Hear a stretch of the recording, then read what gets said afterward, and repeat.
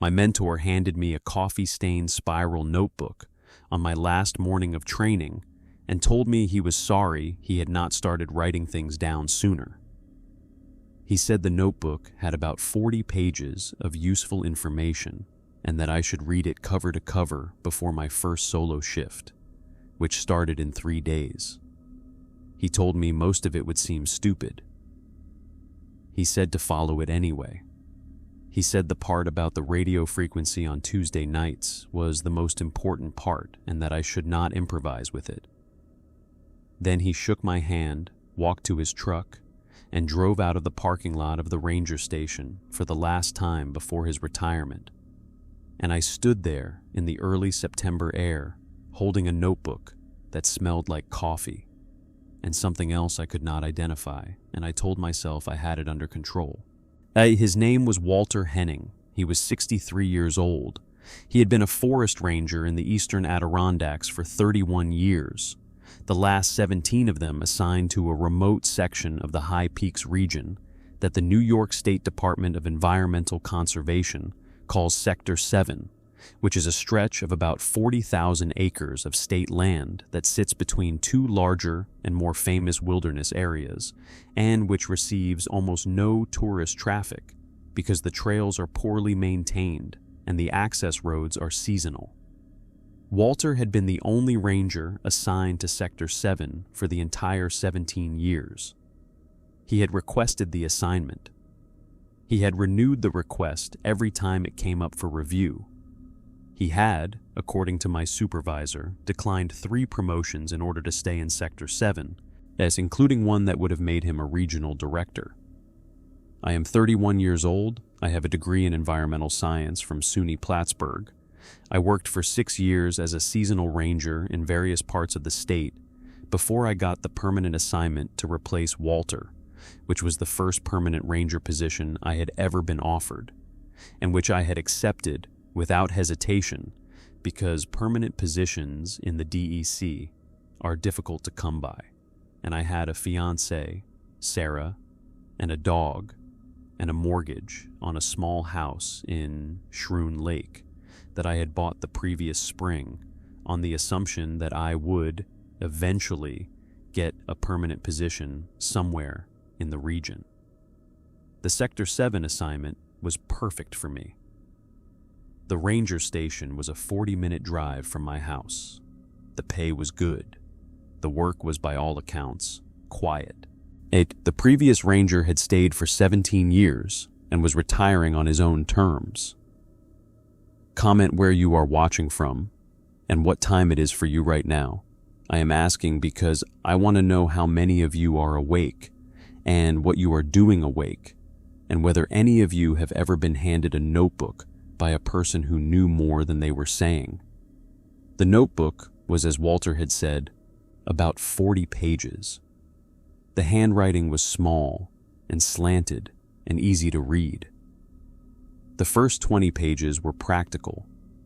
They covered the locations of the main and secondary trail markers, the conditions of the bridges over the various streams, the contact information for the local volunteer fire department in case of incidents that exceeded ranger capacity, the schedule for the snowplow contractor who handled the access road in winter, the locations of the 3 emergency shelters scattered through the sector, and the names and approximate addresses of the 7 year-round residents who lived within Sector 7's boundaries on inholdings that predated the state's acquisition of the surrounding land.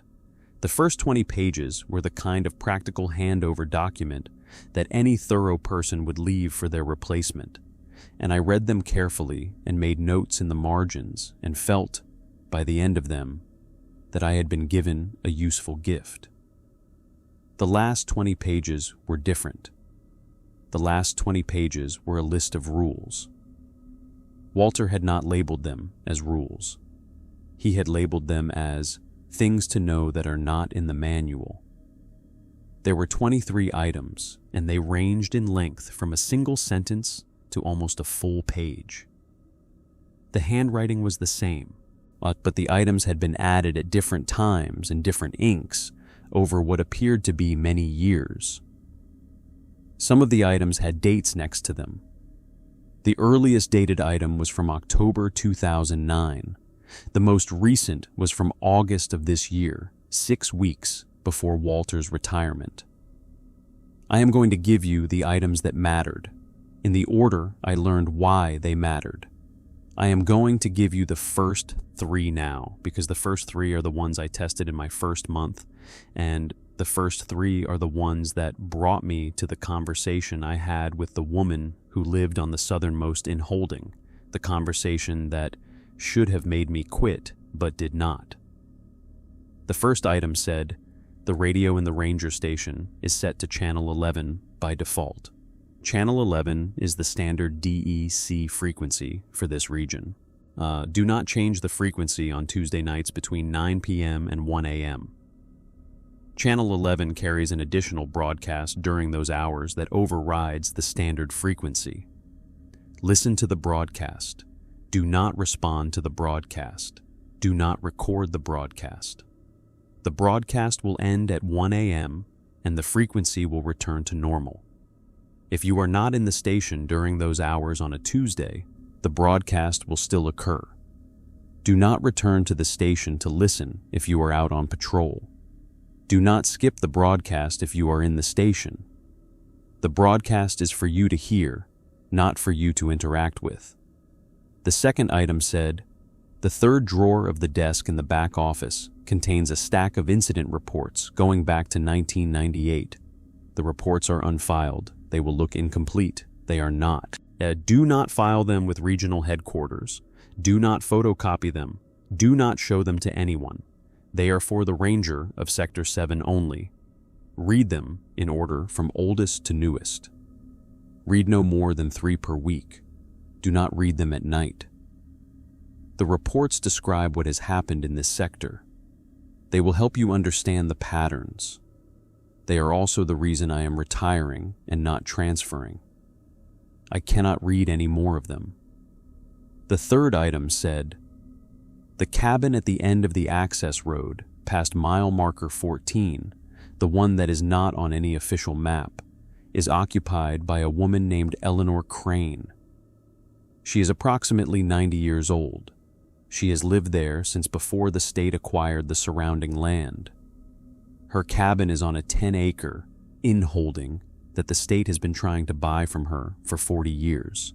She will not sell, as she is the most important person in this sector. If anything ever happens that you do not understand and cannot resolve through standard procedures, drive to her cabin. Knock 3 times, wait 10 seconds, knock twice more. She will let you in. She will tell you what to do. Do not knock differently. Do not arrive without warning if you can help it. Call her on the landline first. Her number is in the Rolodex on the desk. Treat her with absolute respect. She has been here longer than any of us. She knows things I do not know. I read those 3 items on the morning of my first solo shift, which was a Friday in early September. I read them at the desk in the back office of the ranger station, which was a small log structure on a state-maintained gravel lot at the entrance to Sector 7. The station had 2 rooms, as an office in the front with the desk and the radio and the Rolodex and the file cabinets, and a back room with a cot and a hot plate and a small bathroom for rangers who needed to stay overnight. The station had no internet. The cell signal was weak. The landline worked, the radio worked. There was a fax machine that, according to Walter's notes, had not received a fax in 9 years, but which he had instructed me not to unplug for reasons he had not explained. I read the rules, and I want to be honest about my reaction. I did not believe them. I thought Walter was an old man who had spent 17 years alone in the woods and had developed eccentricities, the way people who work alone often do. Yet I thought the rule about the radio was probably a misinterpretation of some kind of equipment malfunction that he had assigned mystical significance to. I thought the rule about the incident reports was probably a way of making me read documentation that he should have organized properly years ago. I thought the rule about Eleanor Crane was probably a courtesy to an elderly neighbor that Walter had inflated into a procedure. I thought, in summary, that the last 20 pages of the notebook were the work of a man who had been alone too long, and that I, a 31-year-old with a fiancé and a degree and recent training, would be able to discern which of the items deserved attention and which could be safely ignored. I followed the first rule out of curiosity.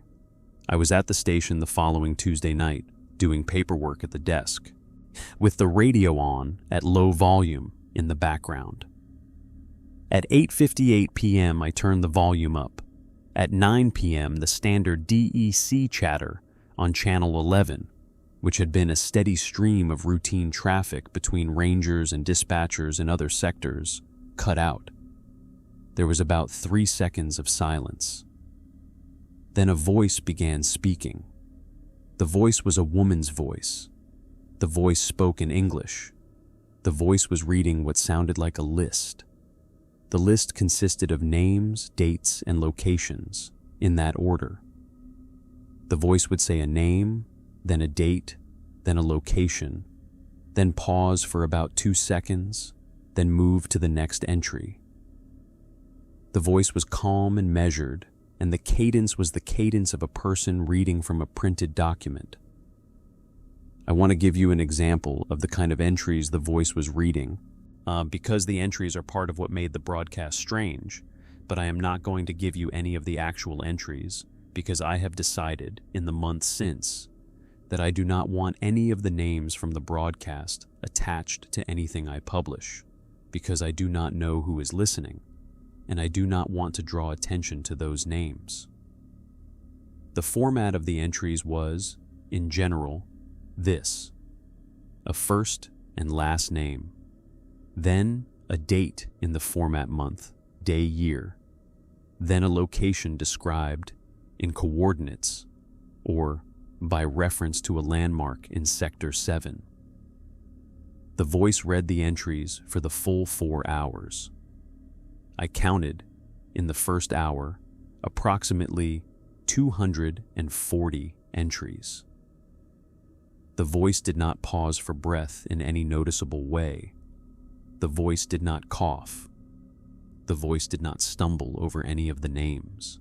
The voice read steadily from 9 p.m. to 1 a.m., and then, mid-sentence, the broadcast cut out, and the standard Channel 11 chatter resumed, in the middle of a routine transmission between 2 dispatchers in a sector 40 miles away who were discussing the weather. I sat at the desk for a long time after the broadcast ended. I want to tell you that I was scared. I was not, yet. I was confused. I was the kind of confused that a rational person becomes when he hears something he cannot explain, and I was working through the possible explanations in my head, and most of them involved equipment malfunctions, or pirate radio operators, or some kind of regional anomaly that Walter had failed to investigate properly.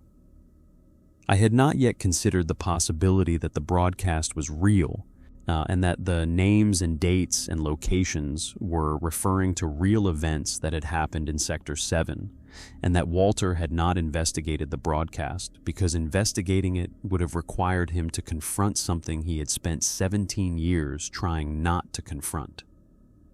I picked up the phone. I called Walter's cell. He picked up on the 3rd ring. He sounded tired. It was after 1 a.m. I had probably woken him up. He said, "Marcus, you listened to the broadcast?" I said, "Yes." He said, "Did you record it?" I said, "No, I had not recorded it the way the rule had said." He said, "Good. Did you respond to it?" I said, "No." He said, "Did you write down any of the names?" I said, "No." He said, "Good. Then you have done everything correctly. The first time is the worst. It will be easier next week. Eventually, you will be able to do paperwork during the broadcast. Eventually, you will not even hear it. The mind learns to filter. I asked him what the broadcast was. I asked him whose names those were. I asked him what the dates and locations meant. He was silent for a long moment. He said, "Marcus, I am going to tell you what I know, which is not very much, and I am going to ask you to not press me for more because I do not have more. The names are people. The dates are when they died, or disappeared, or were never seen again in Sector 7. The locations are where the events occurred, or where the bodies were found, or where the last evidence of the person was located. The broadcast has been going since I started in the sector. The broadcast was going for the ranger before me. The ranger before me told me when he handed off that the broadcast had been going for the ranger before him. We do not know how far back it goes. The broadcast adds new names every few weeks. The new names are usually people who have gone missing in Sector 7 or in the surrounding wilderness in the previous month.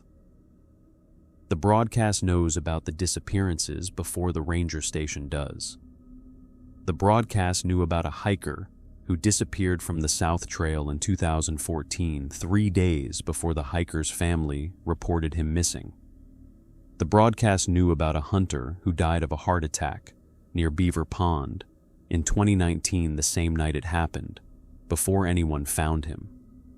The broadcast is, as far as I can tell, accurate. The broadcast is also, as far as I can tell, not coming from any radio source that exists in any official catalog. We have had the regional engineer up to investigate twice. He did not find anything. He thought we were imagining it. We stopped having him up. I asked Walter what I was supposed to do with the information. He said, "You are not supposed to do anything with the information. The rule says do not respond and do not record. That is the whole rule. The information is for you to know, the way the weather is for you to know. The way the location of the trails is for you to know.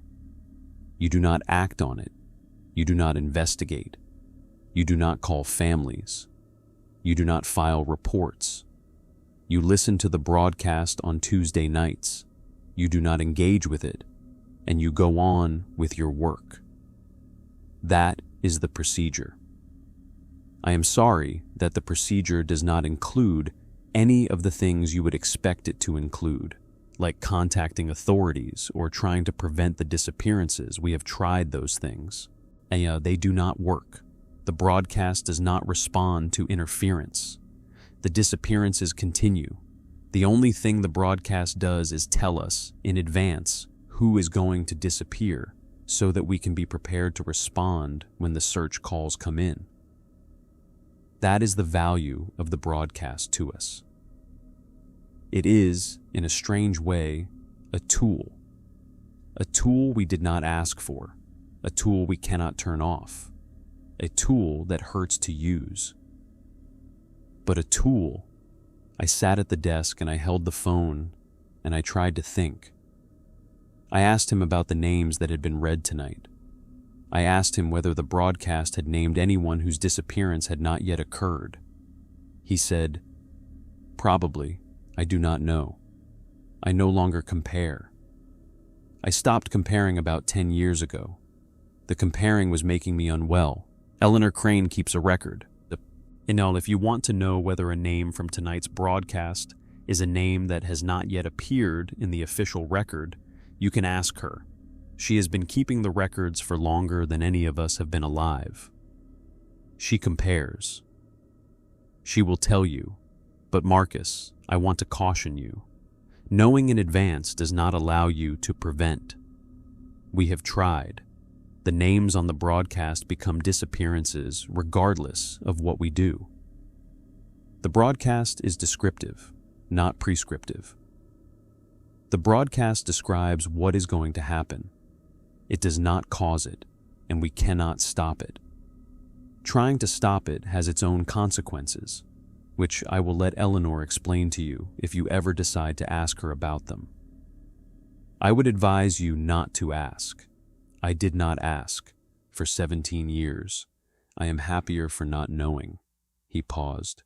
He said, Marcus, are you all right? I said I was. Yet he said, get some sleep. Read another rule in the notebook tomorrow. They are easier to read in daylight. I am sorry I am not there to walk you through this in person. I should have started training my replacement years ago. I kept hoping I could make it to retirement without anyone else having to learn this. I am sorry. He hung up. I did not sleep that night. I drove home to Shroon Lake at 3 a.m. and I lay in bed next to Sarah and I listened to her breathing, and I tried to think about whether I should quit. I had been on the job for 1 week. I had read 3 rules from a notebook. I had listened to a 4-hour broadcast that had read out, by my count, approximately 960 names. The broadcast had been going for at least 17 years that I knew of, and probably much longer. The broadcast was, according to Walter, accurate. The broadcast was also, according to Walter, not actionable. The job was paying me well. The job was 40 minutes from my house. The job had no one supervising me. The job had a notebook with 20 more rules in it that I had not yet read, and a stack of incident reports going back to 1998 in a drawer I had not yet opened, and a cabin at the end of an access road occupied by a 90-year-old woman who knew things Walter did not know. The job was, in summary, much larger than I had understood it to be when I accepted it. I did not quit. I want to tell you why I did not quit. I did not quit because Sarah was pregnant. We had found out 2 weeks earlier. She was 8 weeks along. We had not told anyone yet, not our parents, not our friends, not the dog, not the neighbors. I mean, we were going to tell people at 12 weeks after the first ultrasound. The pregnancy was the reason I had bought the house in the spring. The pregnancy was the reason I had taken the permanent position. The pregnancy was the reason I needed the steady salary and the health insurance and the 4 weeks of paid leave and the pension. Quitting after 1 week with no other job lined up in a region where forest ranger positions opened up once every several years was not an option I could afford to take. I went to work the next day. I read the next rule in the notebook. I did not open the drawer with the incident reports because the rule said to read no more than 3 per week, and I had decided to wait until I had been on the job for at least a month before I started the reports.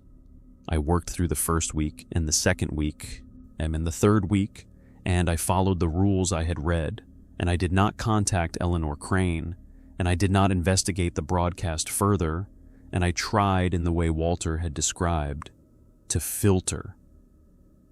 The filtering did not work the way Walter had said it would. The filtering did not work for me at all. I want to tell you about what happened in the 4th week, because the 4th week is when I made the mistake that brought me to Eleanor Crane's cabin, and the mistake involved a name on the broadcast, and the name on the broadcast was a name I knew. The name was Daniel Reeves. Daniel was a friend of mine from college, a man I had not seen in 5 years, but who I had stayed in loose touch with through social media, who lived in Albany and worked as a structural engineer. He had recently posted on Facebook about planning a solo backpacking trip through the High Peaks region in late September, and I had commented on the post the way you do, telling him to be safe and to call me if he wanted recommendations on trails. He had replied with a thumbs up. I had not heard from him since. The broadcast on the 4th Tuesday of my employment, which was September 30th, read out approximately 900 names over the course of 4 hours. I sat at the desk and I listened. I had developed, by the 4th Tuesday, the habit of doing paperwork during the broadcast, the way Walter had suggested. Em and I had become reasonably good at letting the names pass through me without snagging.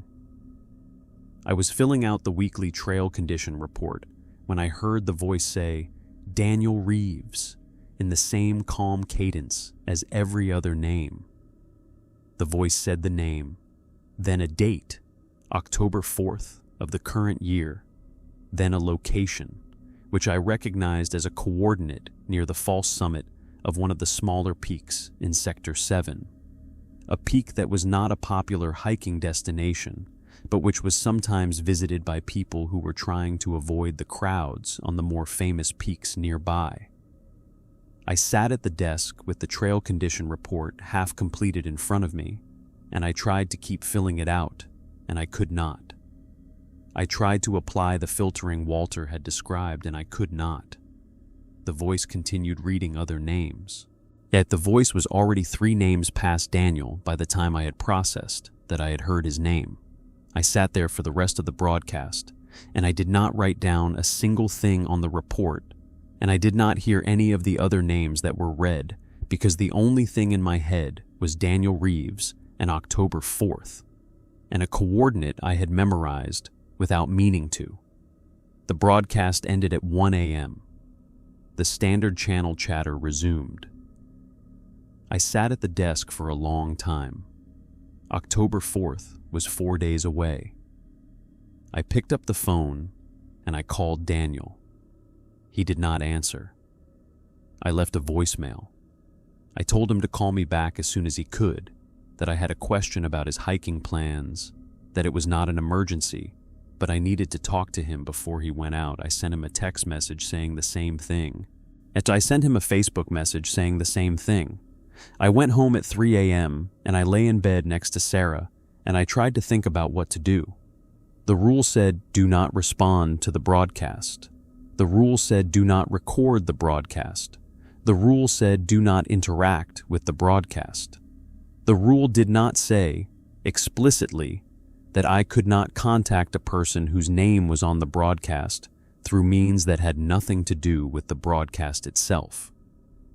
Walter had told me the broadcast was descriptive, not prescriptive.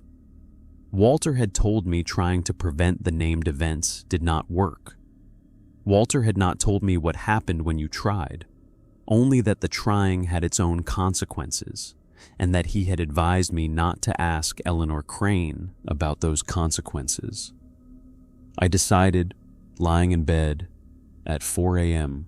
with my pregnant fiancée asleep next to me, that I was going to ask Eleanor Crane.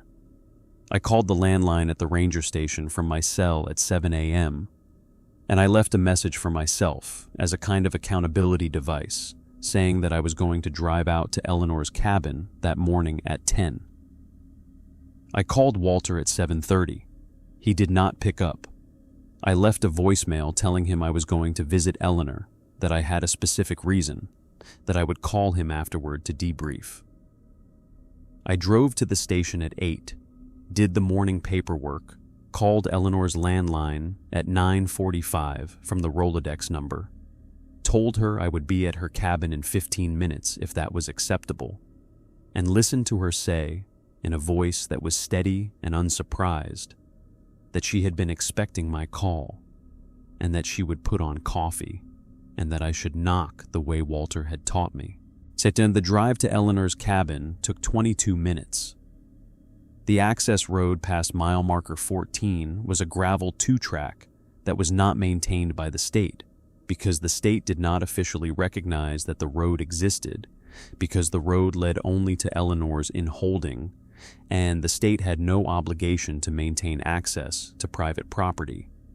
The road was passable in my truck. I would not have wanted to drive a sedan on it. I drove slowly. The forest closed in tightly on both sides.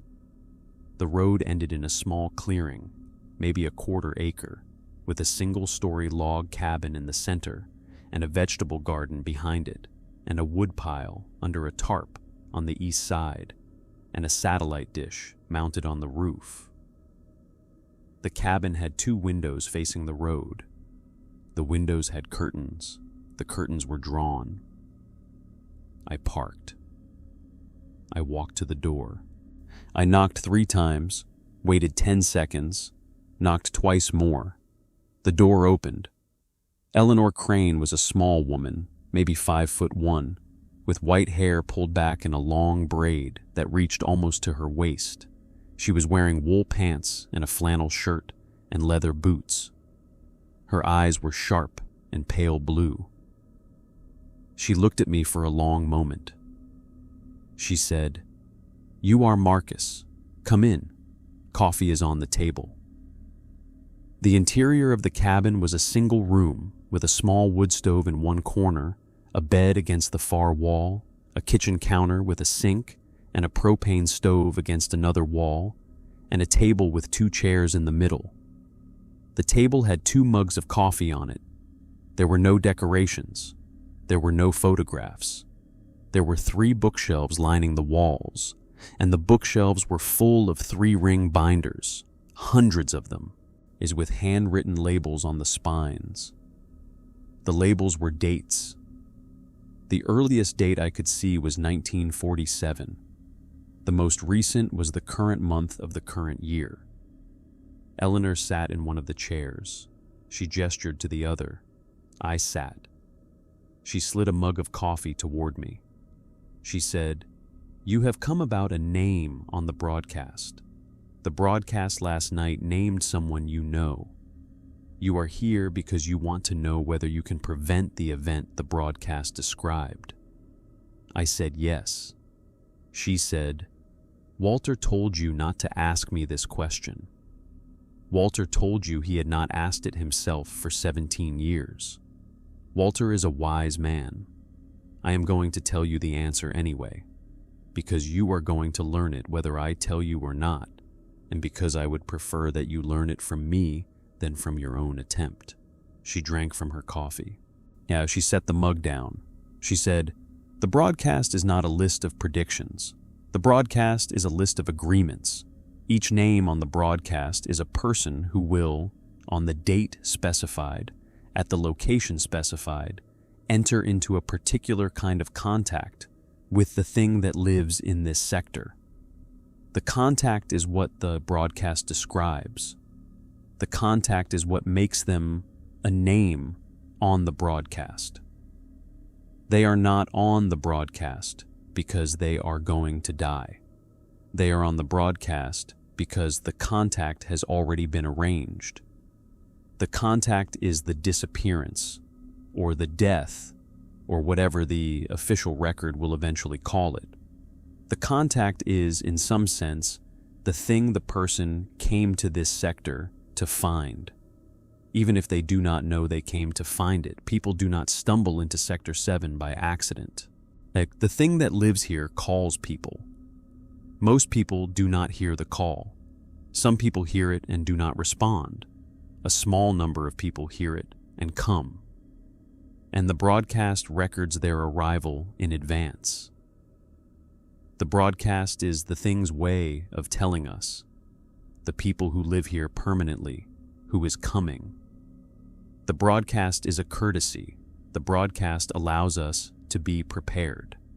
The broadcast does not give us the option to refuse the contact on the person's behalf, because the contact was arranged before the broadcast announced it. The arrangement is between the person and the thing. We are not party to it. I asked her what happened if I tried to prevent it. I asked her what would happen if I called Daniel and told him not to come. Yet I asked her what would happen if I drove to Albany myself and physically prevented him from getting in his car on October 3rd. She looked at me for a long time. She said, "Marcus, if you call him and tell him not to come, he will tell you he is not planning to come. He has already decided, in the part of his mind that hears the call, that he is going to come. He will lie to you. He will lie to himself. He will get in his car on October 3rd, and he will drive to the trailhead, and he will hike to the location, and the contact will occur on October 4th, and there is nothing you can do to stop it. If you drive to Albany and physically prevent him from getting in his car, he will find another way. He will take a bus. He will rent a car under a different name. He will hitchhike. He will walk if he has to. So the arrangement is between him and the thing. Your interference does not break the arrangement. Your interference only changes the route by which the arrangement is fulfilled. The arrangement will be fulfilled. The fulfillment will occur on October 4th at the location specified. The only thing your interference can change is whether you yourself are present when it occurs. I asked her what she meant by that. She said, when a ranger interferes with the broadcast, the thing notices the ranger.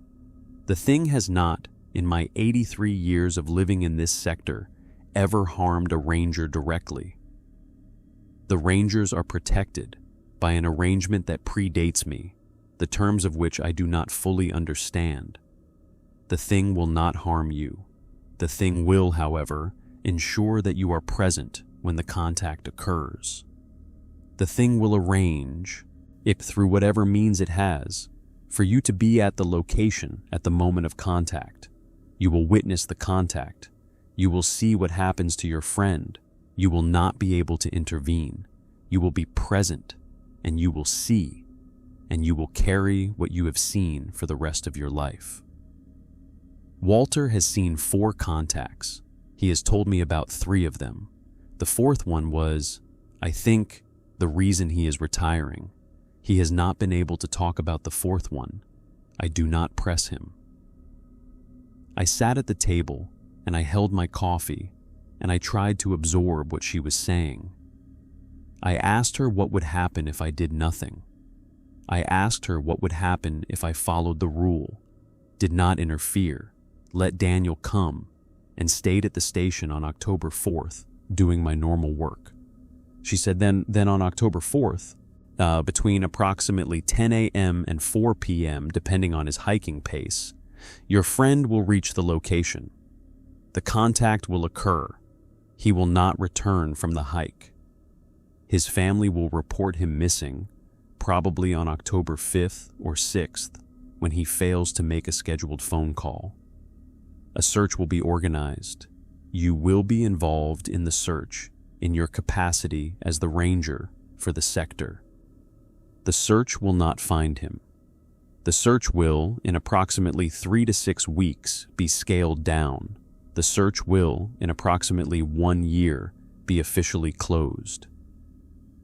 Your friend's name will be added to the list of people who disappeared in the High Peaks region, a list which is publicly available and which contains, at last count, several hundred names going back over a century. Your friend will become a statistic. His family will grieve. They will, eventually, hold a memorial service without a body. You will attend, perhaps. You will not tell them what you know. You will not tell anyone. You will, in time, learn to filter. Most rangers do. She paused. She looked at me with her pale blue eyes. She said, Marcus, there is a third option. The third option is the option I have been waiting 50 years to find a ranger willing to take. The third option is what is in the binders behind you, on the 3rd shelf from the top, in the binders dated 1974 to 1981. Walter will have told you not to ask about it. Walter will have warned you that it has consequences. Walter is correct. The third option has consequences. The third option is also the only thing that has ever altered an arrangement once it was made. The third option has worked 4 times. In the 83 years I have been keeping records, it has failed 11 times. The failure rate is high. The cost of attempting it is high. I would not advise it for a friend you have not seen in 5 years. I would advise it only for a person whose life you are willing to give significant pieces of your own life to save. I am telling you about it because I want you to know it exists. I am not advising you to use it. I am, in fact, advising you against it. But you should know. I asked her what the third option was. She said, the third option is to take the contact yourself, to go to the location on the date specified, at the time the contact would occur, and to offer yourself in the place of the named person. The thing accepts substitutions, occasionally, when the substitution is offered freely, and when the substitute is a person, the thing values. Rangers are valued by the thing. I do not know why. I suspect it is because we have been here, in this sector, longer than the thing has been here, and the thing inherited an obligation to us when it arrived, and the obligation includes accepting a ranger as a substitute when the ranger offers. The 4 successful substitutions in my records were all rangers.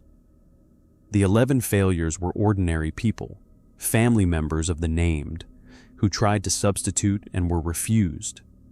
The substitution does not always work for rangers either.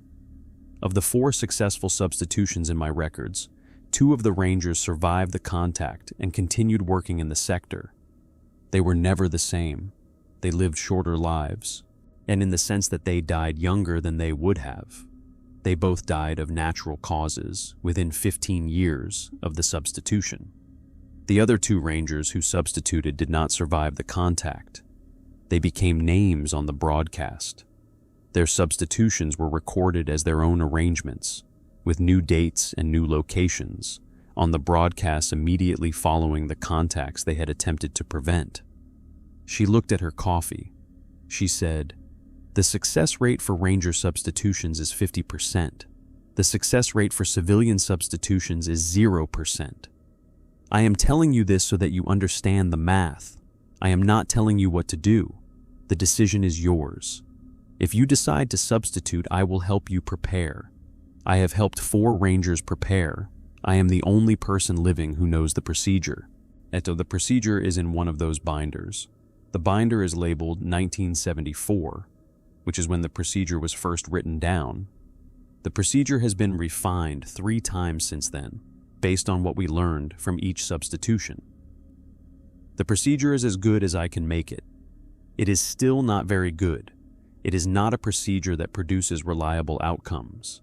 I want you to understand that before you make any decision. I sat at the table with Eleanor Crane, and I tried to think about Daniel.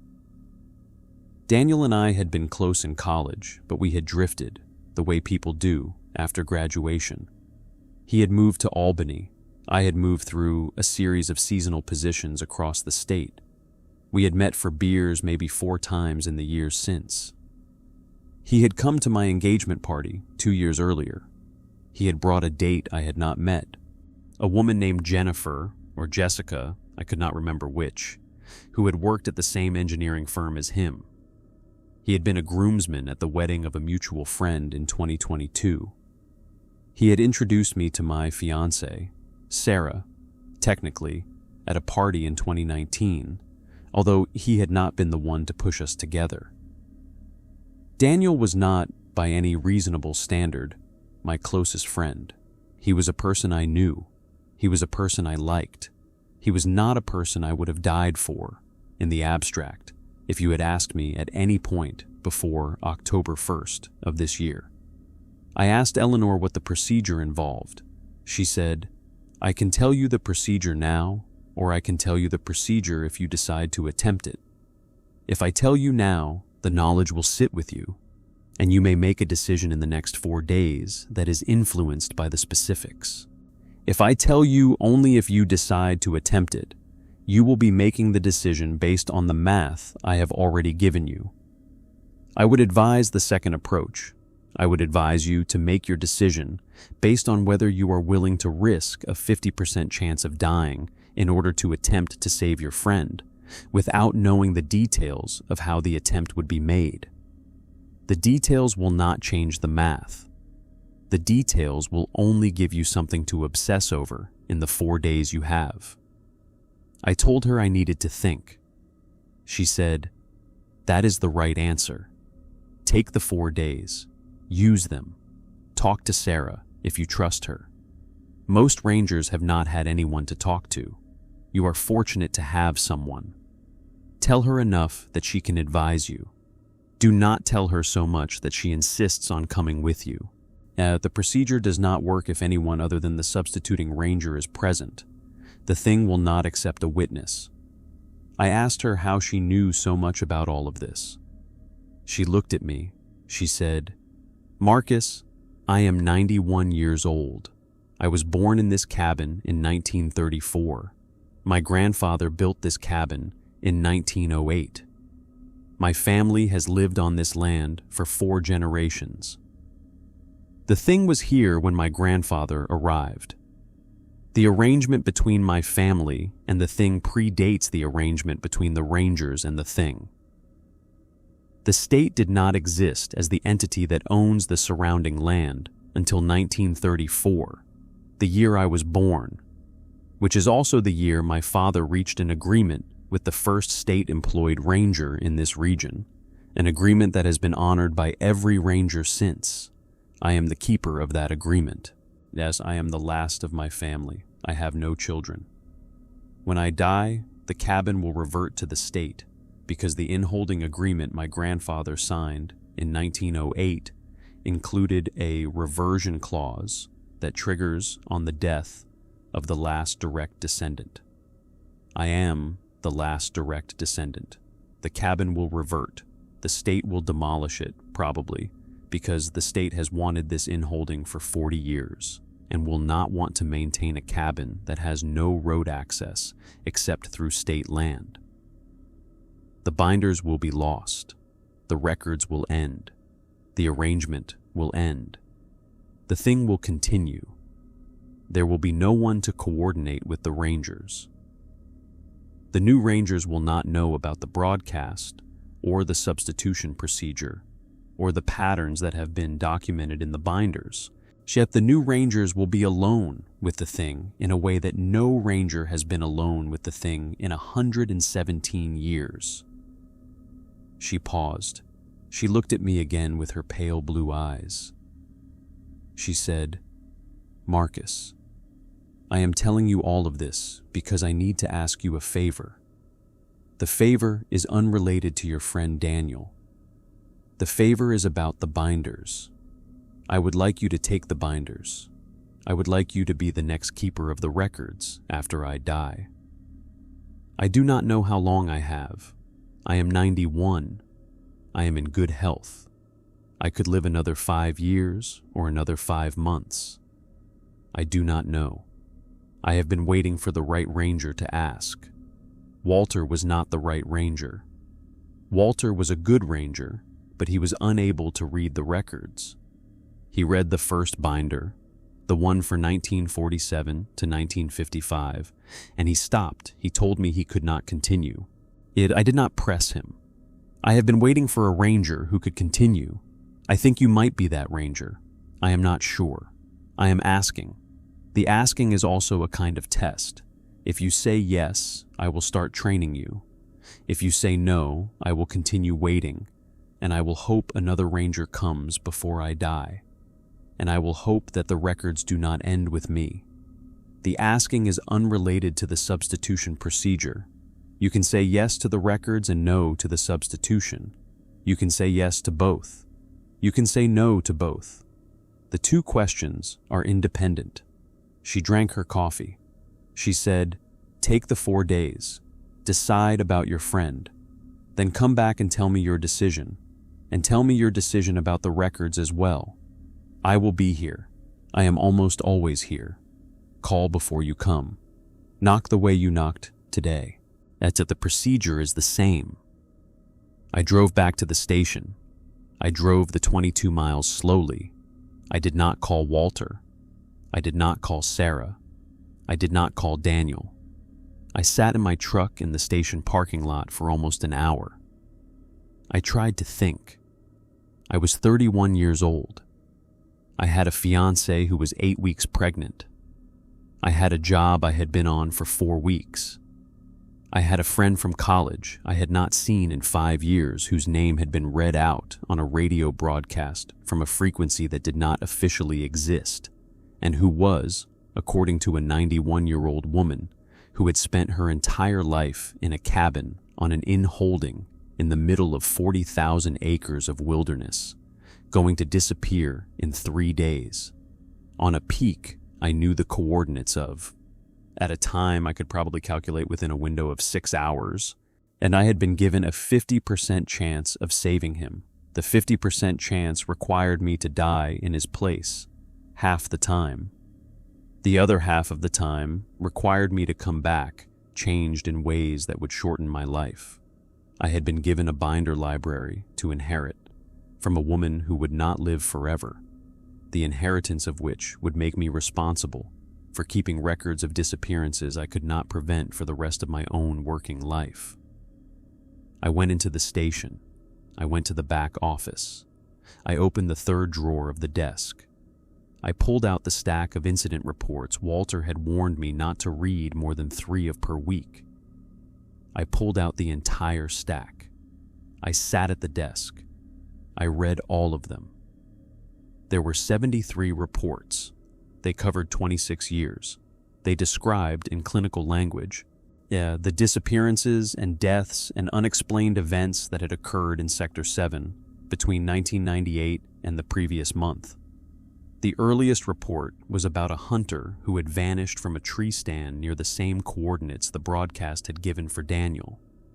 The most recent was about a hiker who had been found dead of exposure in August of this year, 6 weeks before Walter retired, near a different coordinate. I read for 6 hours. I did not eat. I did not drink. I did not stand up. By the time I finished, it was almost midnight. I had 3 days left until October 4th. I had not made a decision yet. I had, however, learned something the binders and the broadcast and Eleanor Crane had not told me, which was that the thing in Sector 7 was not random in its choices. The report showed a pattern. The pattern was that the thing preferred a particular type of person. The type was specific. The type was men in their late 20s and early 30s, traveling alone, with an interest in solitude or in solo accomplishment, with no immediate family obligations that would compel rapid search, with a history of mental health difficulties that would lead investigators to assume the disappearance had a psychological explanation. Daniel Reeves was 31 years old. He was traveling alone. He had no immediate family obligations because his parents were dead, and he had no siblings. He had, in college, struggled with depression in his junior year and had been hospitalized briefly. The hospitalization was on his medical record. If he disappeared, the investigators would find the hospitalization quickly. The investigators would assume the disappearance had a psychological explanation. The investigators would scale down the search faster than they would for a person without that history. The thing knew this about Daniel. The thing had selected him. I had 3 days. I drove home at midnight. Sarah was asleep. I sat in the kitchen with a glass of water, and I tried to think clearly about what I was going to tell her, because I had decided, somewhere on the drive home, that I was going to tell her something. I could not make this decision alone. I would not make it alone. The fairness of the situation, with a baby coming, and a mortgage, and a life we had built together, required that she have a voice in whatever I decided. I was also aware that telling Sarah created a problem. Eleanor had said the procedure required the substituting ranger to be alone, that the thing would not accept a witness. Sarah was a problem solver. Sarah was the kind of person who, if I told her there was a procedure that required me to be alone in the wilderness on a specific date at a specific coordinate, would either insist on coming with me to a safe distance, or would call my supervisor at the DEC, or would call the state police, or would do all 3. Sarah loved me. Sarah was 8 weeks pregnant. Sarah would not let me die in the woods to save a man she had met twice. I needed to tell her enough that she could advise me. I needed to tell her not so much that she would intervene in ways that would make the substitution impossible. I went to bed. I did not sleep. I lay next to her, and I listened to her breathing, and I thought about the baby. I thought about the ultrasound we had scheduled for the following Monday, October 6th, 2 days after the date the broadcast had specified. I thought about the small bedroom we had been planning to convert into a nursery. I thought about whether, if I died on October 4th, Sarah would be able to keep the house on a single income, and the answer was no, she would not. She would have to sell. She would move back in with her parents in Glens Falls. The baby would be born in her childhood bedroom. I thought about whether the baby would grow up knowing what had happened to its father, or whether Sarah would tell some sanitized version, a hiking accident, a bear, a fall. I thought about all the variations of the rest of my life that would not exist if I went to the coordinate on October 4th and offered myself in Daniel's place. I thought about Daniel. I thought about the year we had been roommates in college, and the way he had taken me to the hospital when I broke my hand falling off a longboard, and the way he had stayed up with me on the night I found out my grandmother had died. Yeah, and I thought about the fact that he had introduced me to the woman I was going to marry, even if he had not meant to, even if the introduction had been only that he had brought me to a party where she happened to be standing in a kitchen. I thought about whether any of these things meant I owed him my life. I thought about whether the math even worked that way. I thought about whether you can owe someone your life in the absence of an immediate situation in which they need you to give it. I made a decision around 4 a.m. I am going to tell you what the decision was, and then I am going to tell you what I actually did, because the two were not the same. The decision was that I was not going to substitute.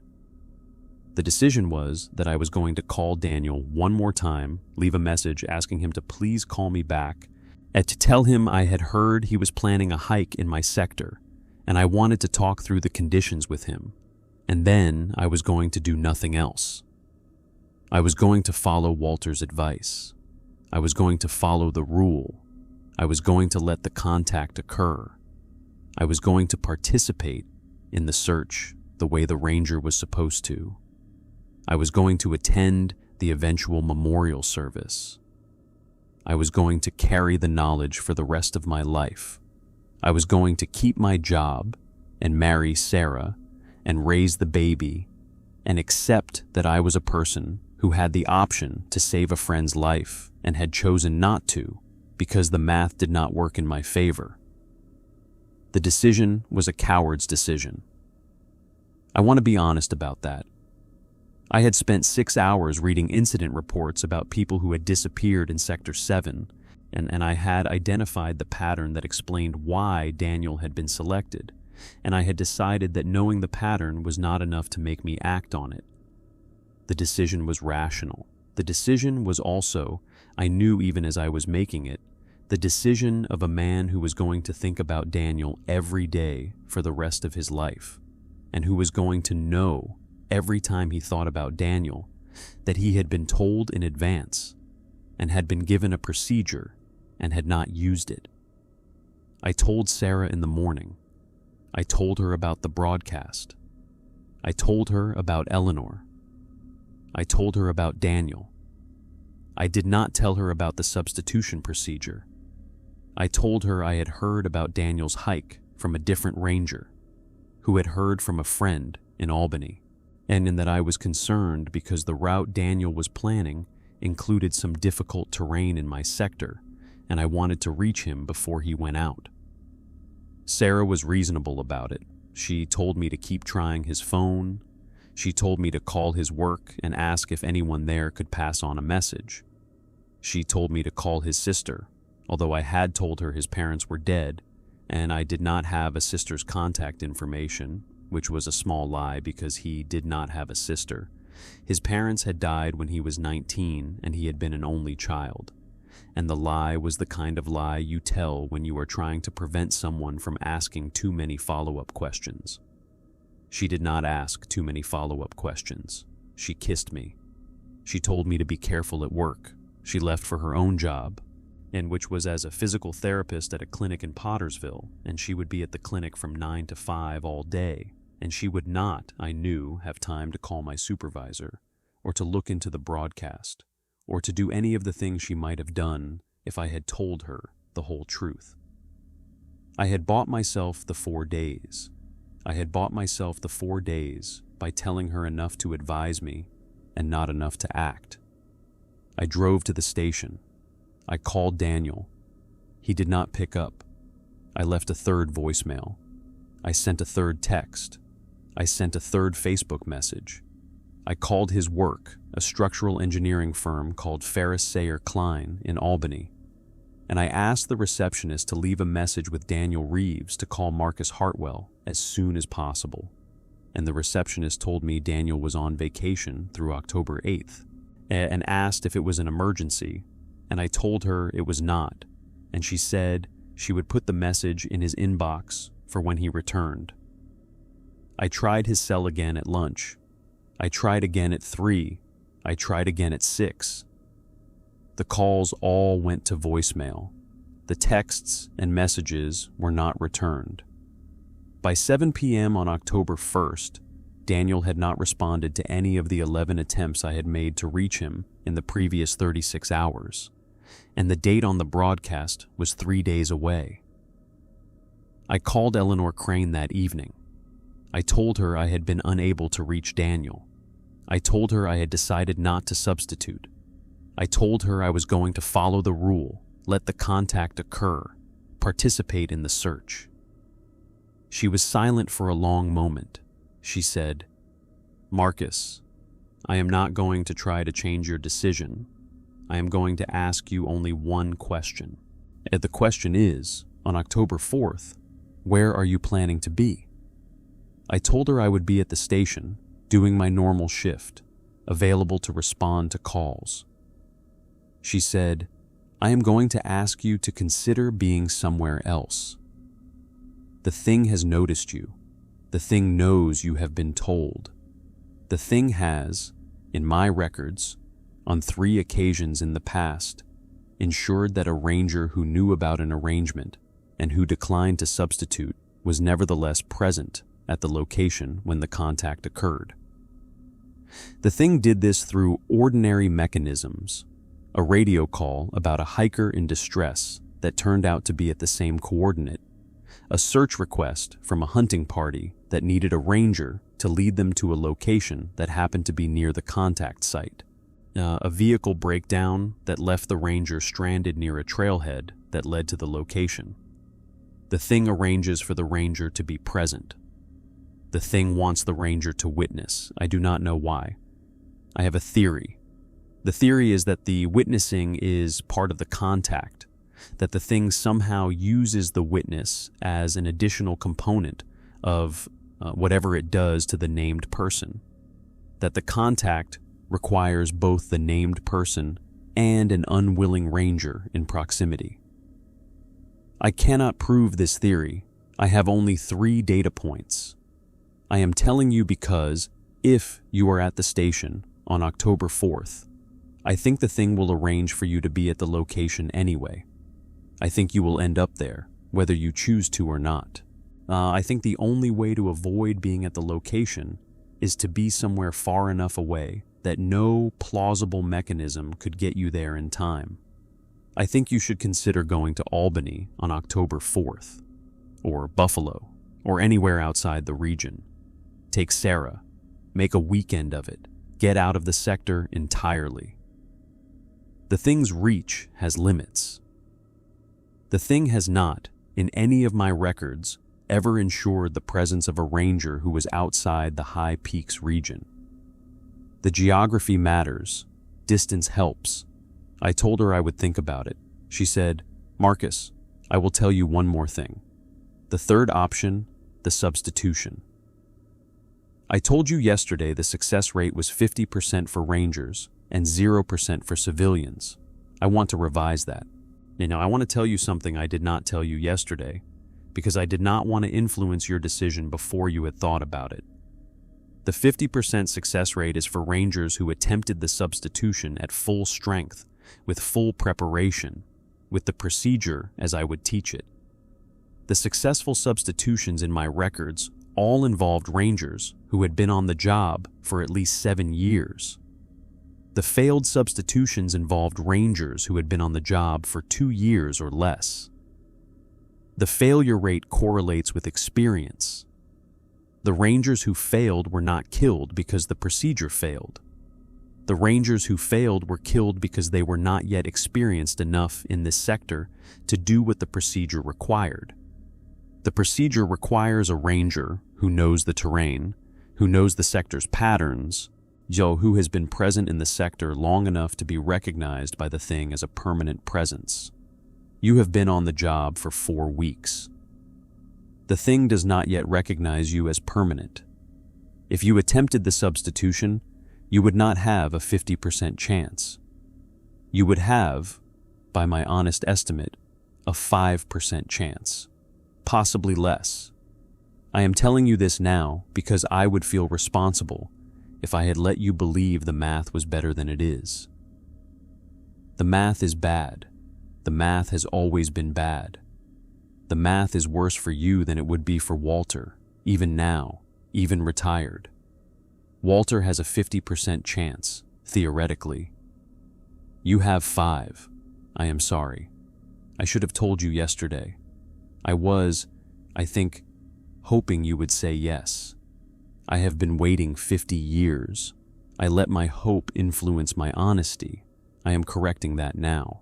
Yeah, do not substitute. Even if you change your mind, do not.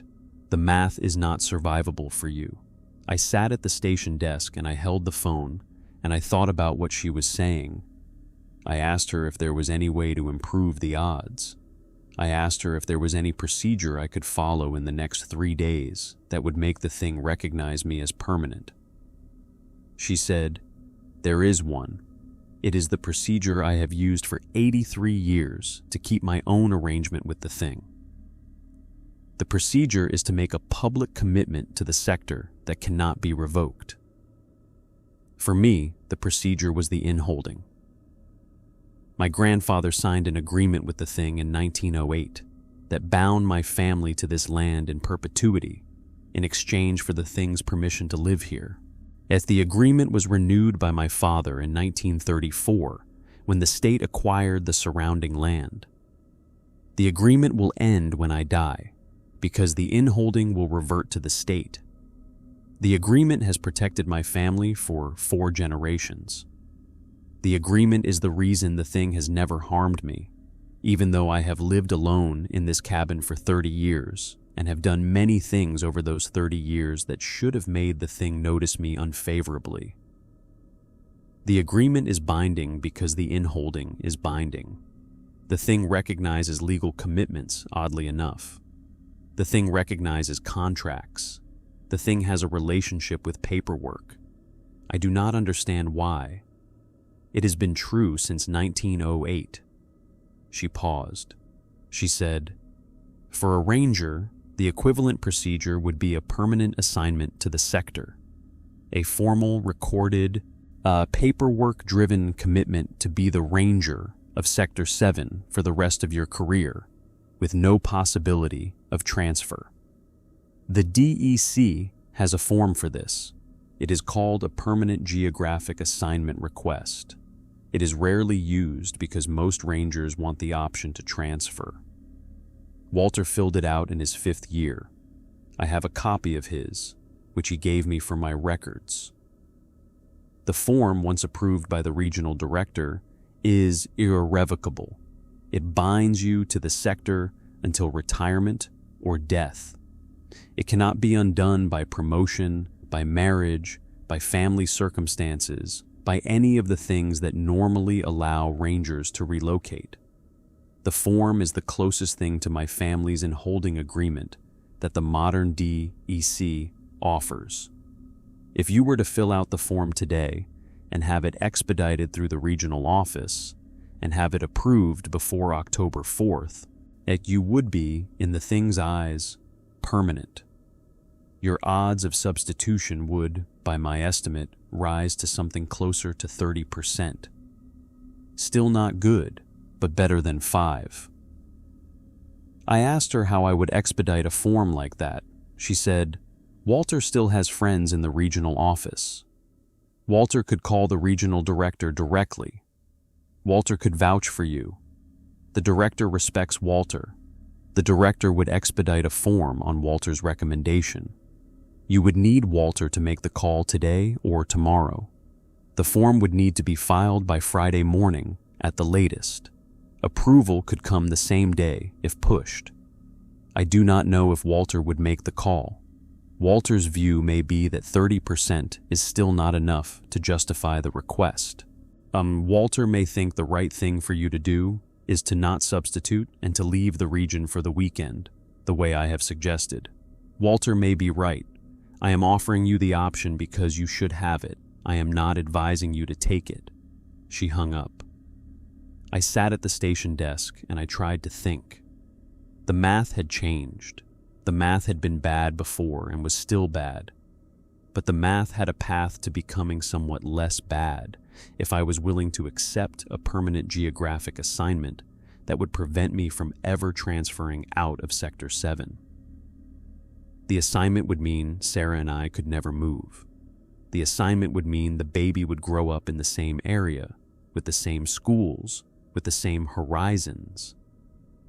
The assignment would mean my career would have a ceiling, that I would never be promoted to regional director or to a position in Albany or to anything that required mobility. The assignment would mean accepting the rest of my working life in this sector, with the broadcast, with Eleanor's binders, with whatever future versions of Daniel were going to be named on future Tuesdays. The assignment would also raise my odds of saving Daniel from 5% to 30%. I called Walter. He picked up on the second ring. I told him about the conversation with Eleanor. I told him about the broadcast naming Daniel. I told him I had not yet decided what to do. I asked him whether he would, if I asked him to, call the regional director and request expedited approval of a permanent geographic assignment for me. He was quiet for a long time. He said, "Marcus, as Eleanor has told you about the substitution procedure. She told me about it once, in 2014, after I had been on the job for 10 years. I declined. I have wondered, in the 11 years since, whether I made the right choice."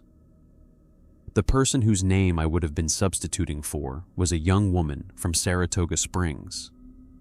She disappeared on the date the broadcast specified. I participated in the search. We did not find her. I have thought about her every day since. Every day. I am 63 years old, and I have thought about her every day for 11 years. I am telling you this because I want you to understand that not substituting has its own cost. The cost is not zero. The cost is the rest of your life.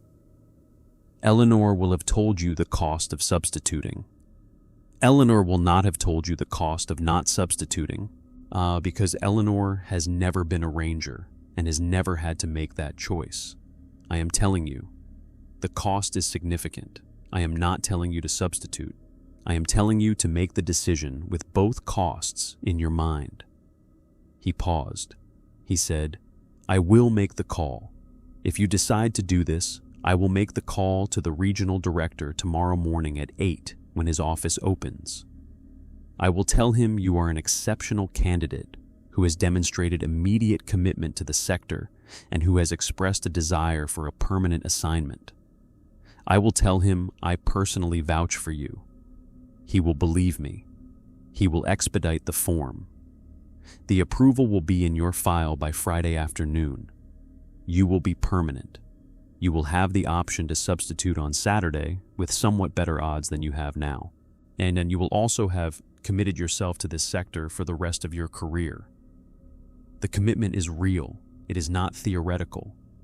The form does not have an out clause. I am telling you so that you understand. I will make the call if you ask me to. I will not make it unless you ask me to. The decision is yours." I told him I would call him back in the morning with my decision. He said, "Marcus, one more thing. If you decide to substitute, Regardless of whether you take the permanent assignment, I want you to know that I will drive to the station on Saturday morning, and I will be there when you get back, if you get back. I will be there to either drive you to the hospital or to handle the paperwork if you do not. I will not let Sarah find out from a phone call from a stranger. If you do this, I will be there. You are not alone in this. I am sorry I retired. I am sorry I left you to handle this in your 4th week. I should have stayed another year. I should have trained you longer. I am sorry. He hung up. I drove home. I did not tell Sarah anything that night. I sat with her on the couch and we watched a movie, which was a comedy I do not remember the name of, and she fell asleep against my shoulder around 10:30, and I carried her to bed and I lay next to her and I tried to decide. I made the decision around 3 a.m. on October 2nd. I made the decision in the same way I had made the decision the previous night, which is to say I made it twice, once in my head and once in my actions, and the two were not the same. In my head, I decided not to substitute. In my head, I decided to take Eleanor's advice and leave the region for the weekend. In my head, I told Sarah we should drive to her parents' house in Glens Falls on Friday night and stay through Sunday and use the time to tell them about the pregnancy in person, the way she had been wanting to do. In my actions, I called Walter at 8 a.m. and I asked him to make the call to the regional director. He said, "Marcus, are you sure?" I said yes. He said, "Are you doing this so you can substitute? Or are you doing this for some other reason?" I said, "I do not know yet. I want to have the option. I will decide on Saturday morning." He said, "Okay, I will make the call. I will tell him to expedite. Your form will be approved by Friday afternoon. I will email you a copy of the approval as soon as I receive it. I will see you on Saturday morning, regardless of what you decide. Be at the station at 6 a.m. The contact is at noon, if Eleanor's records are right about timing. We will go together to the trailhead. I will wait at the trailhead while you hike to the location, if that is what you decide. I will drive you home if you come back. Do you understand?" I said yes. He said, "Marcus, I want you to do one more thing. I want you to tell Sarah.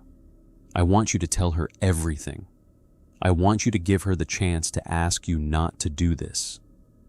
Most of the Rangers who have substituted did so without telling their families.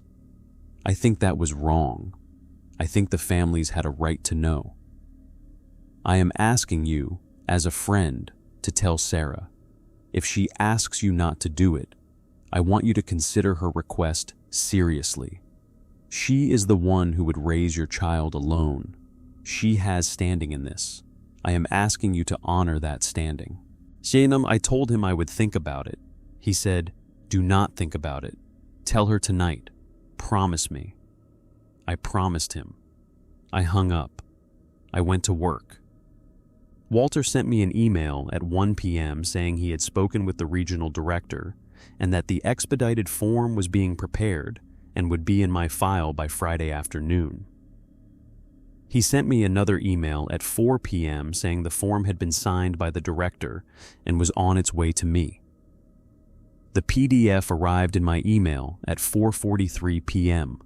on October 3rd. I was a permanent geographic assignment to Sector 7. The assignment was binding for the rest of my career. The assignment could not be revoked. I did not tell Sarah that night. I broke my promise to Walter.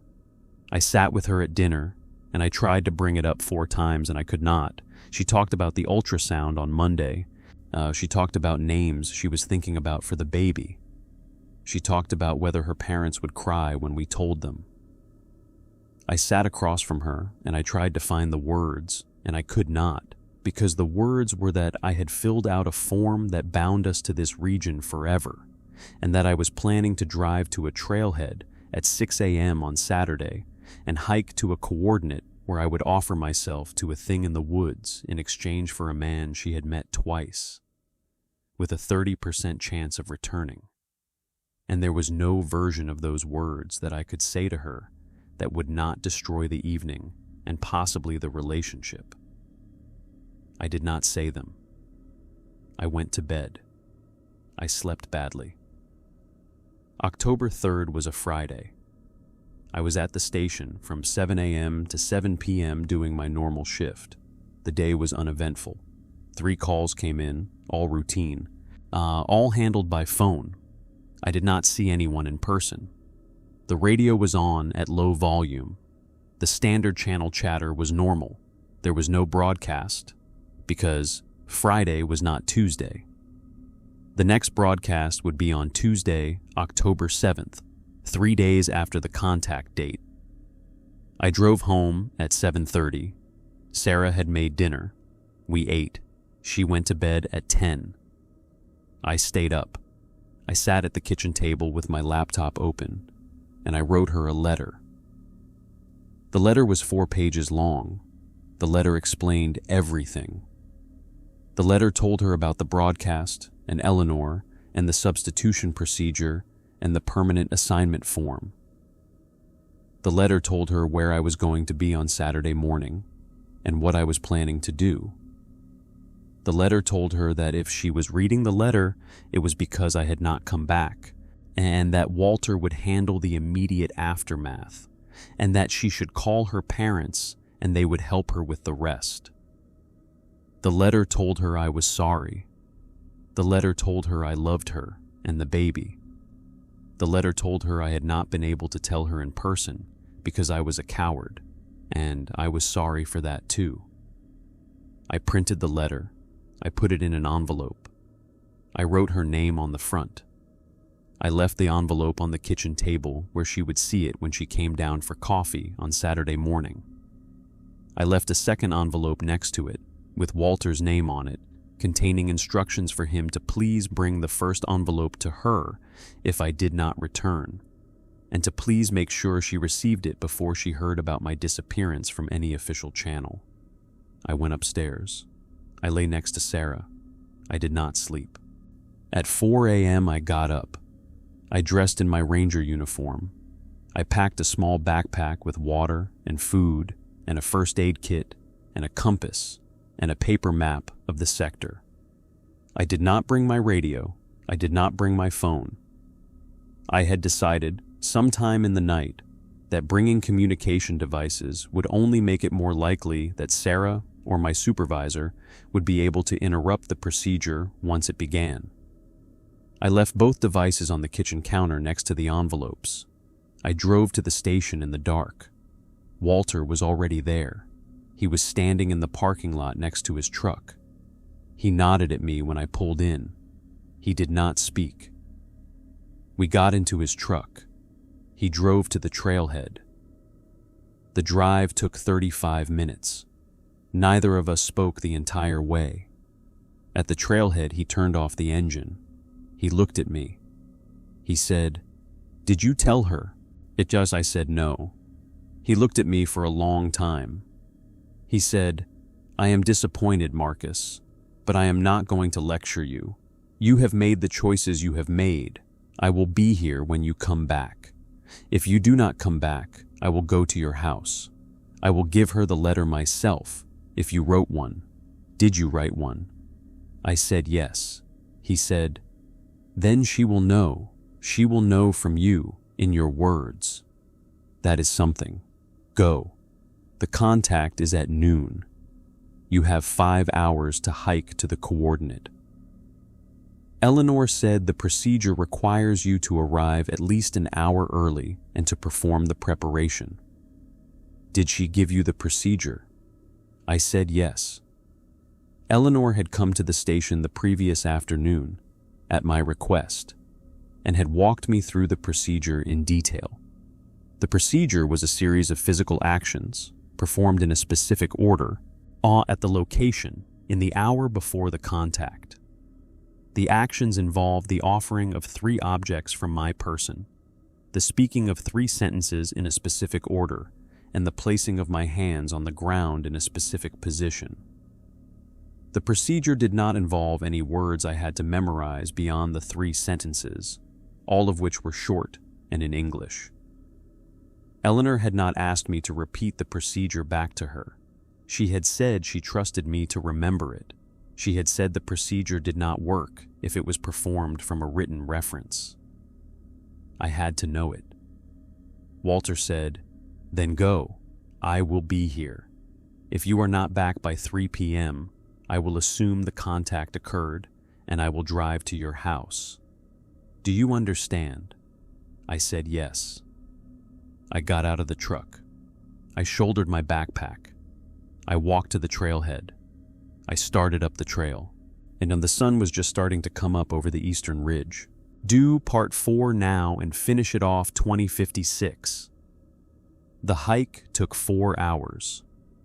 The trail to the false summit of the peak was unmaintained for the last 2 miles, which meant I had to navigate by compass and map for the final stretch, picking my way through blowdown and old growth on a slope that was steeper than I had estimated from the topographic lines. I reached the coordinate at 10:43 a.m.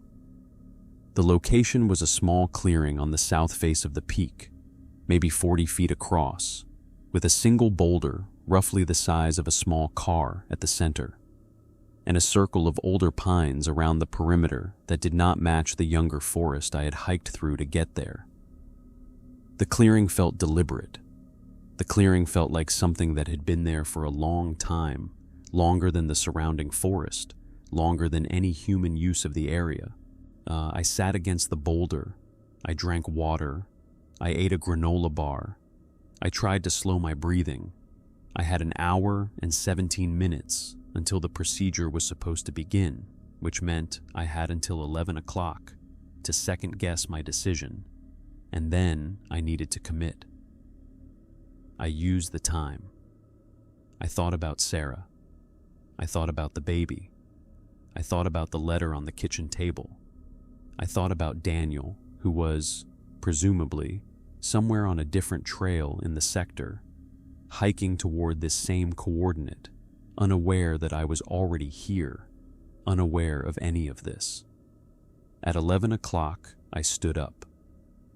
I walked to the position Eleanor had described, which was 3 paces north of the boulder, on a flat patch of ground where the soil was visibly different from the soil around it, darker and finer. Yet the way soil looks when it has been walked on by many people over many years.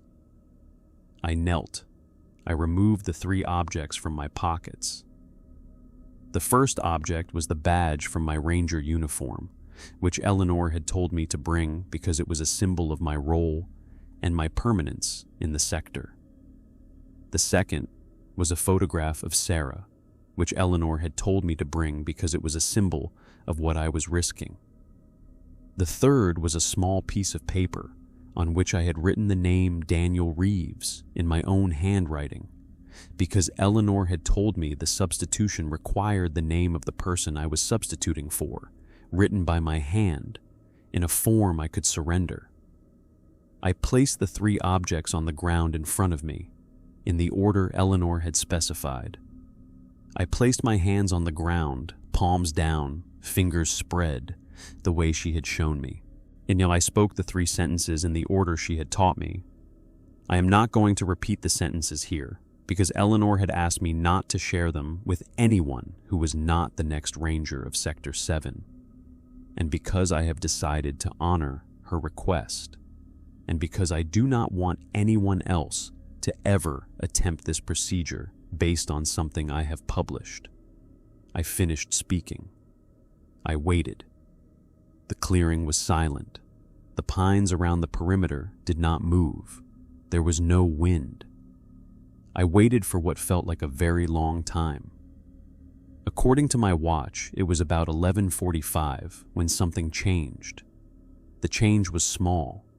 The light in the clearing shifted, the way light shifts when a cloud passes over the sun, except there were no clouds. The temperature dropped. I could see my breath. The pines around the perimeter began to move slightly. it in a way that was not consistent with any wind I could feel on my own skin. The boulder behind me made a sound. It was a small sound, like the sound of stone settling, and I had no way to verify whether it was a sound the boulder had made or a sound my mind had produced, because I was kneeling in a clearing in the woods, waiting for something I did not understand to either accept my offering or refuse it. I held still. I kept my hands on the ground. I did not look up. At 11:51, by the watch I checked later, I heard footsteps. The footsteps were coming up the trail behind me, the trail I had used to reach the clearing, the trail Daniel was, presumably, also using to reach the clearing. The footsteps were the footsteps of a person hiking. They were uneven, the way a person's footsteps become uneven on a steep slope. Yet they were loud enough that the person was within 50 feet of the clearing and getting closer. I did not turn around. I did not stand up. Eleanor had told me that during the procedure, I was not to move, regardless of what I heard or saw, until either the contact occurred and I was either accepted as a substitute or refused, or until 20 minutes had passed since the speaking of the 3 sentences, which would indicate the offering had not been received and I should rise and leave. The footsteps reached the edge of the clearing. They stopped. I heard breathing. The breathing was the breathing of a person who had been hiking hard, catching breath after a steep climb. The breathing was Daniel's breathing. I would have recognized it anywhere because Daniel had asthma in college and had always had a slightly labored quality to his breathing after exertion, even years after his asthma had improved. I did not turn around. Daniel said, "Marcus?" His voice. Exact, familiar. The slight nasal quality I remembered. The upward inflection at the end of my name that he had always used since college. The way you say someone's name when you are surprised to see them. I did not respond. I kept my hands on the ground. I kept my eyes on the small piece of paper with his name written on it, in front of me, on the dirt. Daniel said, "Marcus, what are you doing? Are you okay?" I did not respond. Daniel said, "Marcus, I got your messages. I came up early to find you. I wanted to surprise you. I wanted to do the hike with you. Marcus, please look at me. You are scaring me." I did not respond. The voice was perfect. The voice knew about the messages. The voice knew about the hike. The voice was using the exact tone Daniel would have used if he had actually come up early to surprise me, which would have been a thing Daniel might have actually done, because Daniel was the kind of person who showed up early to things and made a project of surprising his friends. The voice was not Daniel.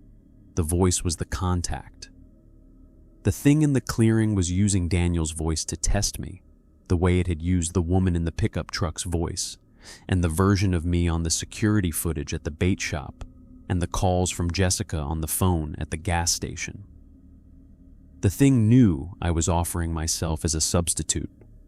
The thing was checking, before accepting the substitute, whether I would break the procedure to respond to the named person.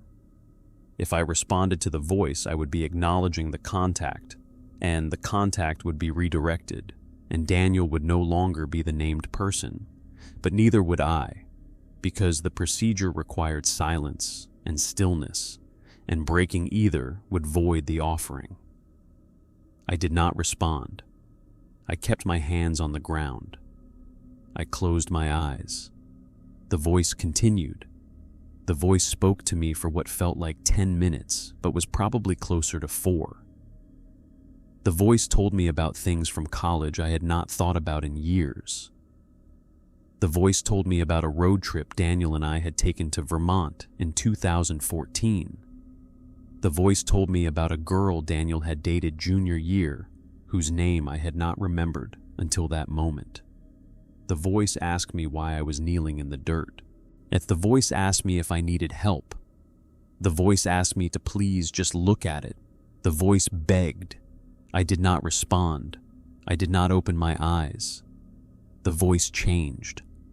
The voice became Sarah's voice. Sarah's voice told me she had read the letter. Sarah's voice told me she had driven to the station, and Walter had told her where I was, and she had hiked up after me. Sarah's voice told me she was 3 paces behind me, and she was crying, and she needed me to please stand up and come home with her, because she was 8 weeks pregnant, and she could not raise our baby alone, and please, Marcus, just stand up.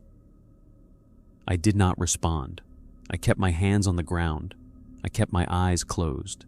I knew Sarah could not have hiked the trail in the time available, because the trail took 4 hours from the trailhead, and I had only been at the clearing for an hour and a half, which meant if Sarah had left the trailhead at the moment I had started up, she would still be at least 2 hours behind me. The voice was lying. The voice was the contact. The voice was testing. The voice changed again. The voice became my mother's voice. My mother had died of breast cancer when I was 23. The voice was unmistakable. The voice told me she missed me. The voice told me she wanted me to come with her. The voice told me she had been waiting in this clearing for a long time and had wanted to see me before I went home. I did not respond. I kept my eyes closed. I kept my hands on the ground. The thing was throwing every voice it had access to. The thing was working through a list. The thing did not know which voice would break me, because the thing did not actually know me and was guessing. The voice changed a 4th time. The voice became Eleanor Crane's voice. Eleanor's voice told me the procedure had been received. Eleanor's voice told me I could stand up now. Eleanor's voice told me the offering had been accepted and the substitution was complete and Daniel was safe and I could open my eyes and walk back down the mountain. I did not respond. I kept my hands on the ground. Eleanor had told me the previous afternoon that the contact would attempt to use her voice to end the procedure prematurely. She had told me that the only signal the procedure had been completed would be a physical change in the clearing that I would feel and not hear. She had described the physical change in detail. Yet she had told me not to trust any voice that told me the procedure was over, because the contact would use any voice it had to make me stand up before the procedure was actually complete. I waited. My knees ached. My back ached. My hands were cold against the ground. I kept them there. At some point, the voices stopped. I do not know when. I had stopped tracking time. I was focused on holding my position. At some other point, I felt the physical change Eleanor had described. The change was specific. The change was a sensation in the soles of my feet, even though I was kneeling and my feet were folded under me, of warmth, as if I had stepped onto sun-heated stone. The warmth lasted for about 10 seconds. Then it was gone. The clearing was, suddenly, ordinary. The temperature was normal. The pines were still. And as the light was the light of a clear October day at the edge of noon, I opened my eyes. The 3 objects were gone from the ground in front of me. The badge, the photograph, the piece of paper with Daniel's name. All 3 were gone. The dirt where they had been was undisturbed. There were no marks. There was no sign anything had ever been placed there. I stood up. My legs were stiff. I looked around the clearing. I was alone. There was no sign of anyone or anything having been there besides me. The trail behind me was empty. I walked to the trail. I started down. I hiked for 4 hours. I reached the trailhead at 4:38 p.m., which was an hour and a half later than the deadline I had given Walter for assuming the contact had occurred. Walter's truck was not at the trailhead. I sat on a log next to the empty parking area. I tried to think. Walter would have left at 3 to drive to my house, the way he had said he would. He would have arrived at my house around 3:45. He would have given Sarah the letter. He would, presumably, still be at my house, with Sarah, who was now in the process of learning everything I had not been able to tell her in person. I had no phone. I had left it on the kitchen counter. I had no radio. The trailhead was 12 miles from the nearest paved road and 28 miles from the ranger station. I started walking. I walked for 3 hours before a pickup truck came down the access road, and the driver, a hunter heading home from a day of grouse, stopped and asked if I needed a ride. I told him yes. I told him I was the ranger.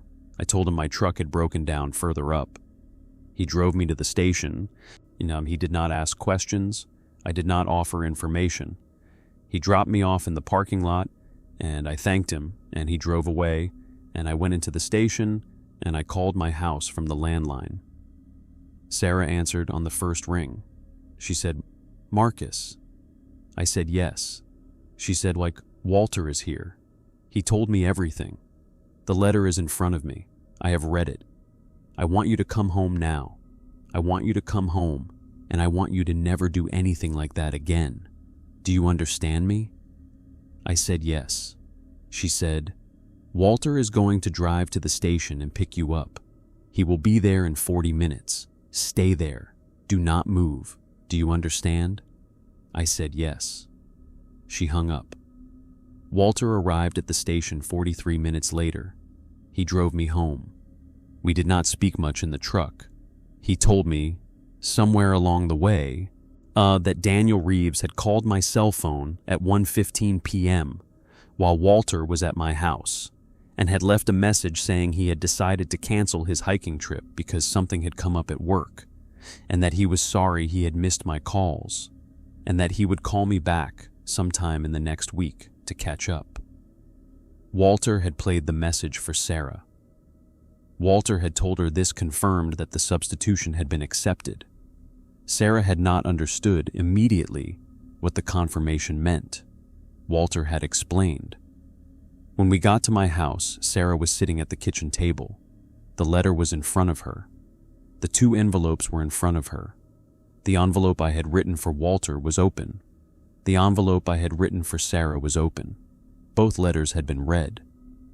She did not stand up when I came in. She looked at me. She said, "Marcus, sit down." I sat down. She said, "I am going to ask you 3 questions. I want you to answer them honestly."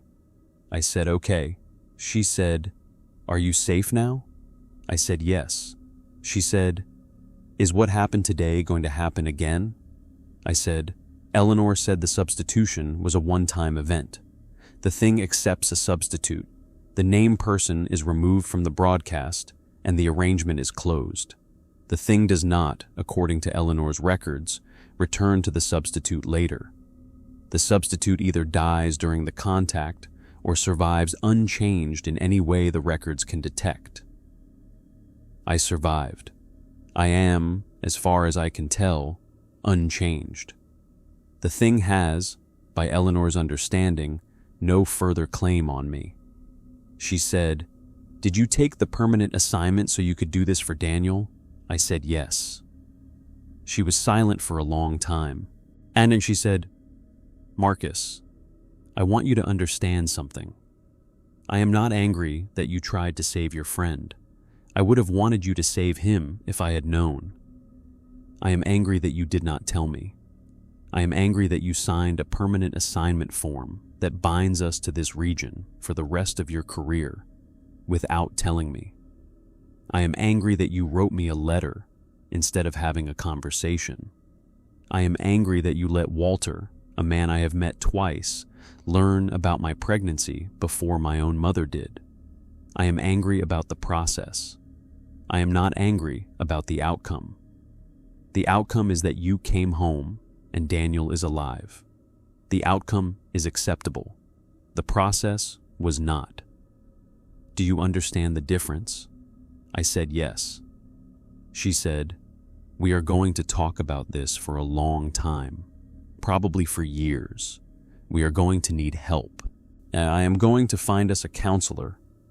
I am going to call my mother tomorrow, and I am going to tell her about the pregnancy, and I am going to tell her you took a permanent ranger assignment, and I am going to leave out everything else. We are going to live in this region forever now. I have accepted that. I am not happy about it, but I have accepted it. I want you to never, ever do anything like this again without telling me first. Do you promise me? I promised her. She said, Walter is going to spend the night in the guest room. He is too tired to drive home. In the morning, we are going to make breakfast together, and we are going to talk about what comes next. Right now, I want you to go upstairs and take a shower and come back down and eat the dinner I made hours ago. Can you do that? I said yes. I went upstairs. I took a shower. I sat in the shower for a long time. I cried. I came back down. I ate the dinner Sarah had made. Walter ate with us. The three of us did not talk much. We watched a movie I do not remember. Walter went to the guest room around 10. Sarah and I went to bed. I held her until she fell asleep. I did not sleep myself for several more hours. I have been the ranger of Sector 7 for 14 months now. The baby was born in May. We named him after my father. He is healthy. He is 6 months old as of this recording. Sarah and I have been seeing the counselor she found, a woman in Lake George who specializes in trauma, and we have told the counselor a version of what happened that excludes the supernatural elements, but includes the dishonesty and the permanent assignment and the letter. The counseling is helping. We are not where we were before October 4th. We are in a different place. The different place is, by Sarah's assessment, sustainable. Daniel called me back 2 days after the contact. He had no memory of any work emergency. He told me he had simply woken up on the morning of October 4th with a strong feeling that he should not go on the hike. He said he could not explain it. He said he had canceled his trip and had spent the day catching up on errands instead. He said he hoped I was not too disappointed about not seeing him. I told him I was not disappointed. I told him I was glad he had listened to his instincts. We have spoken 3 more times in the months since. He is doing fine. He has not mentioned the trip again. I have not mentioned it either. I have been to Eleanor Crane's cabin every Sunday afternoon since the contact. She has been training me in the records. We are working through the binders chronologically. We are currently in 1962. The training is slow. Eleanor wants me to read each binder carefully and to discuss it with her before we move on. I have, by my count, approximately 22 more years of binders to read before I am caught up to the present. Eleanor has given me her assessment that she has, probably, 4 to 6 years of life remaining. We are working at a pace that should allow me to be fully trained before she dies. I am hoping she has longer than her estimate. I have listened to the broadcast every Tuesday night since October 4th. The broadcast continues. New names appear approximately every 3 weeks. I have, on 2 occasions, recognized names. Both times the names were of people I knew only distantly, friends of friends. As people I had met once at a party. I did not contact them. I did not warn them. I did not attempt to substitute. I let the contacts occur. Both people are now on the official list of people who have disappeared in the High Peaks region. Both searches were conducted. Both searches were closed without recovery. I participated in both searches. I have, in Walter's phrase, learned to filter. The filtering is harder than Walter described. I do it anyway. The out-of-order bathroom door at the bait shop in the Outer Banks, the one I do not know about because that is a different story, is a story someone else is telling somewhere else. I am telling you about Sector 7. I am telling you about the broadcast and the binders and Eleanor and the contact in the clearing. I am telling you because there are now 7 people in the Sector 7 binders who are alive because rangers in the past century made the decision I made in October. There are also 9 rangers in the binders who died attempting what I attempted and failed. The math is bad. The math has always been bad. The math is the math. I am telling you because Eleanor is 91, and her records will end with her unless I keep them, and I am keeping them, and I will train the ranger who replaces me when I retire, and that ranger will train the one who replaces them, and the records will continue, and the broadcast will continue, and the contacts will continue, and the procedure will continue to be available for the rangers who learn it, and the procedure will continue to fail more often than it succeeds. And the procedure will continue to be the only thing we have. If you ever hike in the eastern Adirondacks and you find yourself drawn to a peak that is not on the popular maps, that is not in the guidebooks, that you cannot quite remember why you decided to climb, please turn around. Please go home. Please do not respond to whatever feeling is pulling you up the trail. The feeling is not yours. The feeling has a source. The source is in a clearing on the south face of one of the smaller peaks in Sector 7, and the source has been there for longer than the surrounding forest has existed, and the source is patient, and the source is selecting, and the source has already selected someone for next month, and the broadcast has already named them. And there is a ranger sitting at a desk in a small log station somewhere near the trailhead who has heard the name and who is trying to decide what to do. The ranger is me. The ranger will eventually be someone else. The system continues. The records continue. The broadcast continues. Comment where you are watching from and what time it is for you right now. I am asking because the most recent broadcast, 2 nights ago, included a name I did not recognize. A woman whose location was a coordinate near a trail I have hiked twice in the past month. The contact date is in 11 days. I have been thinking about her since I heard her name. I have not decided what to do. I have, in the past 14 months, become a person who has to decide. I have not gotten any better at deciding. The deciding does not get easier with practice. And it gets harder. The baby is sleeping in the room next to the room I am recording this in. Sarah is asleep in our bedroom. The house is quiet. It is 2:30 a.m. on a Wednesday. The broadcast next Tuesday will presumably contain the same name, plus new names, plus the names of people whose contacts are scheduled for the weeks after that. The broadcast does not stop. I do not stop listening. I cannot stop listening. The permanent assignment form I signed has bound me to this sector for the rest of my career, and the rest of my career, by the actuarial tables, is approximately 30 more years. I will be 61 when I retire. I will then hand the notebook to whoever replaces me. The notebook will have, by then, additional pages. The additional pages will describe what I learned. Yet the additional pages will include the procedure for the substitution, in case the next ranger ever needs it. The additional pages will include the warning that the procedure does not work for civilians and does not work for rangers in their first year, and works only sometimes for rangers who have been in the sector long enough. The additional pages will include the names of the 7 people who are alive because of past substitutions, and the 9 rangers who died in failed attempts, and the 4 people I will, presumably, have either saved or failed to save during my own 30 years. The next ranger will read the notebook.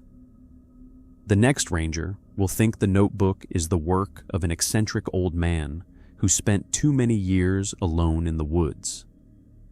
The next ranger will follow the rules anyway, and all because the rules are easier to follow than to ignore, and because the rules will, in the next ranger's first month, prove themselves to be true.